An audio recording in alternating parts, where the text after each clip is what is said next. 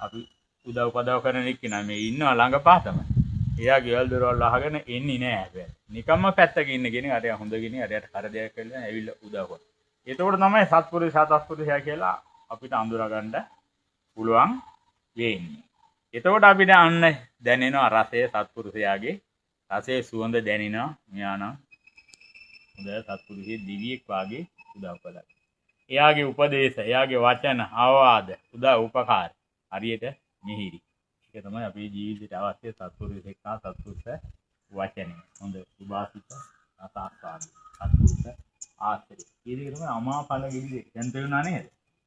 ඒ නිසා දැන් අපි එකට යනකොට දැන් මේ ගම්වල ඉන්න අය කොච්චර බණ කිව්වත් මම හිතන්නේ මයි බණින් හැදුනේ නැත්නම් එහෙම හැදෙන්නේ නැහැ. බණ කීමමයි, ගුණ කීමමයි, අවවාද දීමමයි විතරම ජීවිතේ කරන්නේ මම. පොඩි හාවන්ට වුණා විතරක් පහේ. කිනක් තියෙන්න ඕන සත්පුරුෂයෙක් ආශ්‍රයෙන් මානසික පරිවර්තනයේ ඥානවන්තයෙකුට පුළුවන් නේ. හොඳ අයටනේ ගුණවන්තයෙකුට පුළුවන් හොඳ පින්කමක් කරන්න. ඉතින් මේ වගේ ළමයි ඉන්නවා. මම ළමයින්ට මතක් කරන්න. ඒ ළමයි දැන් ගිය අවුරුද්දේ ලක්ෂ 12ක් වියදම් කළා. ඒ කියන්නේ සම්මාදම් කරනවා, එකතු කරනවා, වයසක අයගෙන් ඉල්ලා ගන්නවා, කාර්යස් කරනවා, වැඩ කරනවා. එකතු කරලා අවුරුදු 30ක් කරනවා. අවුරුදු 30 කළා රැට මේ දානවා සංගීත සම්බන්ධ. එකරයි මේ වෙලාවයි ලක්ෂ 12. මේ තරේ ලක්ෂ 20ක්. මේ වගේ උතුම් වැඩ අවුරුවක් කරන්නේ නැහැ. උත්තර කිව්වත් කරන්නේ දිනක් තියෙන්න ඕන කරා. ඒකයි මම මේ කල්පනා කරේ මේක අතිමත් සිද්ධියක්. මම කිසිම කාගද සිද්ධියක්.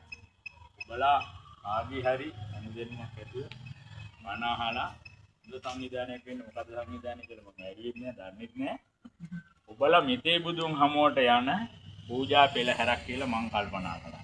සල් කරගෙන මෙහෙම එකට යනකොට එකට බැඳිලා එකට ඇමිනිලා ආධ්‍යාත්මික වශයෙන් බැඳිලා එකම සත්පුරුෂයෝ කල්යාණ මිත්‍රයෝ වශයෙන් භවයෙන් බැස ගිහිල්ලා දජ පතාක කුඩතේසත් පොඩි ඔක්කොම අරගෙන පෙළහැරක යනවා වගේ මෙතේ බුදුන් හමුවට යන්නා වූ වැඩ තමයි අනිත් ඈත් එක සංසන්දනය කරනකොට මේ වගේ එකතු වෙලා පන්සලක තමන්ගේ ගමේ පන්සලේ නේ ඇවිල්ලා මේ වගේ එකක් යනක අගතුම් වැඩක් ඉන්නේ මුස්ලිම් ගොඩක් ඉන්නේ පන්සල් 3යි පල්ලි 2යි මං එනකොට තිබ්බේ දැන් අවුරුදු 40ක් වෙන ඇවිල්ලා දැන් පල්ලි 13 පන්සල් 3යි දැන් 160යි මුස්ලිම් මේ ගාම තේක වශයෙන් එම් වැඩි වෙගෙන යනවා 150 හිටියේ 17 වසරකට ඉඳලා දැන් 160ක් වෙලා මේ ගාම තේක වශයෙන් හැම ගාමකම ඉන්නවා ඉතින් බෞද්ධයන්ගේ යම්කිසි සිංහල ජාතියේ අඩුවීමක් හා පිරිහීමක් තියෙනවා ඉතින් එවැනි පරිසරයක පන්සලක මේ මිනිස්සුන්ගේ මට නම් කරදරයක් නැහැ මම නම් හුඟක් දිනේ වදිනවා පිරි තියා ගන්නවා නෝල් බඳිනවා මාත් යනවා පල්ලියට සමහර වෙලාවට බණත් අහනවා අරබි ඉංගාව මෙහාට එනවා ඒ පත්තරිත් වෙනවා මං කියන්නේ වමන හරි දැන් තාමෙන් ඉන්නේ නමුත් ඉතින් බුදුදහම කියන එක රැකෙන්නේ බෞද්ධයන් සිංහලයන් බුදුදහම රකින්න පංජාතිය සිංහල ජාතිය කියන්නේ අනගාരിക ධර්මපාලතුමා ප්‍රකාශ කරලා තියෙනවා අනගාരിക ධර්මපාලතුමාලා තුමන්ලා 100ක්වත් ඕනේ මේ කාලේ නම් මං හිතන්නේ 19 හිටි නේද ඒ නිසා අද මේ සුදු සෑය බොහොම ලස්සනයි දූපාරාමී වගේ ගණ්ඨාකාර සෑය රජාණන් වහන්සේ ශ්වේත වර්ණයෙන් බබලනවා උදේ කාලේ යන්නේ ශ්‍රමේ නිසා ඔබ මහා පිනක් සිද්ධ කරගත්තා මේ ලේසි නෑ උඩට ගිහිල්ලා බීමතින්ට ගන්නවා වගේ නෙවෙයි අඹ වලින් ගිහිල්ලා ඉනිමන් වලින් ගිහිල්ලා බය නැතිව උඩට වෙලා අර සූඩි පුතා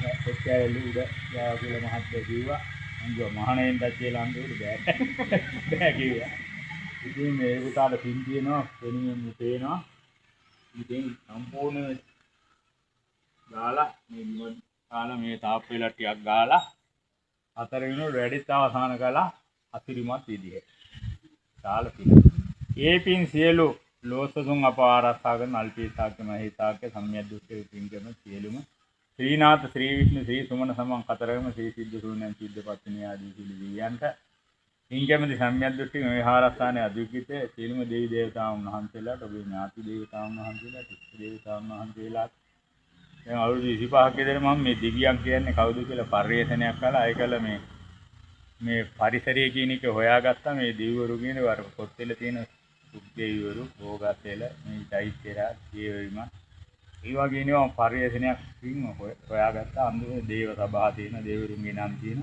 මම කොලේක ලියාගෙන තියෙනවා නම් 25ක් විතර ඉතින් නම් කියා මම හින්දේ ඒ වගේ නොපෙනෙන ලෝකෙකුත් තියෙනවා ඉතින් ඒ නොපෙනෙන ලෝකයේ ආශිර්වාද ලැබෙන බුදුදහම අනුව වැඩ කරනකොට